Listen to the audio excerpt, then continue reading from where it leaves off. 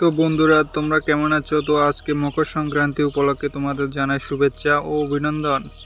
তো তোমরা কে কি কি পিঠে বানিয়েছো আমার লাগে প্যাকেট করে পাঠিয়ে দিও। আমরা তো আজকে বানাইছি শুধু শীতল পিঠা, শীত পিঠা। এটার নাম শুনছো নি তোমরা? শীতল পিঠা। এটা প্রথমে বানাইতে হয়, এটা রাব দিয়া খাইতে কি স্বাদ, মা গো মা।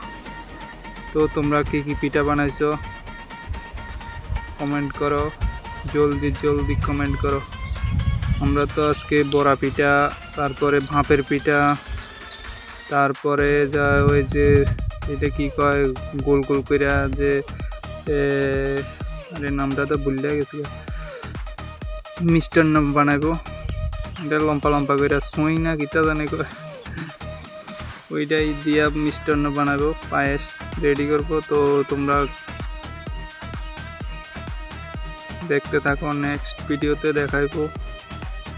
ঠিক আছে বন্ধুরা, থ্যাংক ইউ, ভালো থেকো, পিঠা খাইও, পিঠা আমার লাগে রাখিয়ে দিও, আমি আমু তোমাদের বাড়িতে।